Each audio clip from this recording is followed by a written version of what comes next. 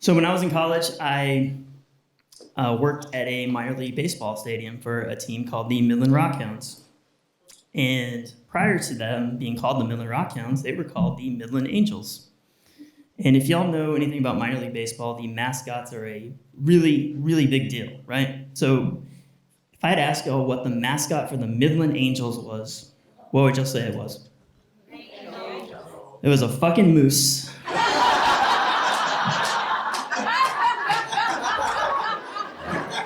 A moose named Juice, because they just went with the first one they had. So when they changed over to become the Midland Rockhounds, they got a new mascot named Rocky, which was exactly what you think it was, a dog in a baseball uniform. He kind of looked, like if I had to describe him, he looked like if McGruff the crime dog had like a jock brother-in-law who still was into softball, like way into his 40s, like super into it. But the weird thing was that even after they changed stadiums and changed mascots, Juice still hung around. They still kept him, right? He was like that guy who graduated high school but still fucking hung out with everybody. Like he still came back and saw everyone, and he's like, that dude graduated 3 years ago. Why is he still here? Anyway, so I sold programs, and one day in mid-July, they come up to me and they say, hey, the guy who plays Rocky is sick. Can you play Rocky? Because I was roughly the same height as him. And they saw the look of just poor destitute and they flashed cash. And I'm like, yes, I will be the dog. And so, I took the money. I went to the locker room. And as I enter the door, I just see the disembodied head of Rocky looking at me. And if y'all have ever seen Spider-Man, you have that Green Goblin moment where he's like talking to you and he's like, buckle up. That's what he looked at me and said. He's a buckle up.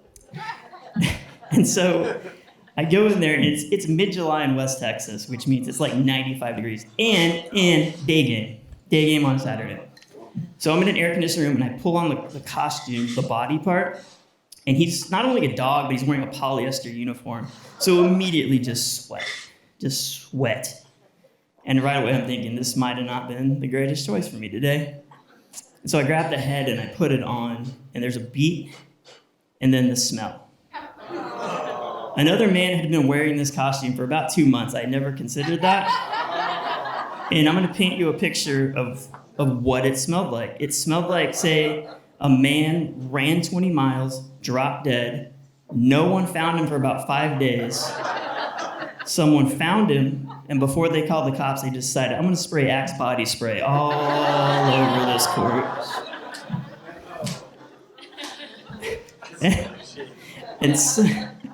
And so I leave the thing, and there's a couple rules for being a mascot. Rule number 1 is you don't talk, like no words. You nod your head for yes, shake your head for no. Rule number 2, and the most important, was you never take your head off. Always keep the head on. And so those are the 2 things that I mean, like whatever you do whatever you want. Do those 2 rules. So there's a kid, a handler, and he kind of tells you where to go, where to be. And so the whole thing is, between innings, I do games and I dance in the dugout and do all that little song and dance. And I vaguely remember it just because the heat stroke was just beating me down at this point. But there comes a point where the 7th inning's the big deal. That's the game's closing out. And the big thing was a kid gets selected from the crowd and he has to race Rocky around the bases. Right? So the little hitch in it is Rocky starts at second base, kid starts at home. And the rule is, unless the kid is a total asshole, you let him win. Like, if he's like a dick to you, you beat him. But so I'm walking out, my handler is useless, so I come out late. And mind you, there's a game going on around us. So the players are warming up, so we have like time. We're like, on the clock here. So as I'm walking out, I look over to see the kid I'm gonna race. He's in a fucking wheelchair. And so I look and break rule number 1, and I say, this kid's in a wheelchair. And the guy looks, and Juice, he's like, his dad's pushing him, don't worry about it. So I trot out second base, and as I look back, I see the kid, his dad grabs the handles, kid looks back at his dad, pushes his hands off, and says, I see him mouth the words, and I can still see it, I'm gonna do it myself. To which, in my mind, Rocky his mouth couldn't move, but if it could, it would say, fuck. Okay. So I'm on second base, and just on an island. This is the most alone I've ever been. And so They start the race. And so there's baseball players warming the room, and I start running, and this kid is struggling. Like, his little arms couldn't move, the dirt was thick, the grass was thick.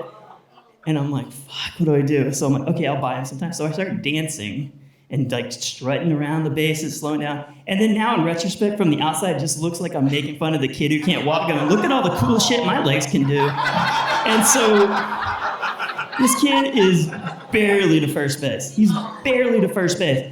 And I get to the third baseman, and I whisper to him, I'm like, go push the kid. And luckily he hears me, and he looks at me, looks at the kid, and he runs over, and he grabs the kid's wheelchair and starts pushing him. And the kid's like, oh, baseball players, so he's happy. But Juice the Moose is at third, doing his little shit. He doesn't help at all. And he looks at me, and as I'm rounding, I'm like, Juice, stop me before I get to home. And he like does a little nod. As I'm rounding third, I'm about 30 feet from home. The baseball player is really fast. And so he finally catches me, so I look to my left, and I see the kid and the baseball player finally pass me, and I'm like, thank God. And then I look to my right, this brown blur comes out of nowhere and just hits my legs. And I go airborne. And y'all remember rule number 2? I grab the head to keep it on, but there's nothing to brace me from hitting the ground. So you hear cheers as the kid crosses, and then a thud, and then silence. Dead silence. And so Juice, in all of his glory, helps me up, starts dancing, we leave. And so I still have 2 more innings of this shit. And so the last inning, when the Rock Hounds are losing, and I'm on the dugout trying to get the crowd rallied, my hips displaced at this point. And so I'm dancing, and I'm like, thank God, one more out. And then I hear the crack of a bat, crowd cheer, ties the game, extra fucking innings. And I have to sit there for 3 more innings and do this again and again. And it was that moment when I realized, you can ask for help. You should always ask for help, but be careful who you ask for help, because you're gonna get the exact amount of help you ask for. And never trust the moose. And that's my thing.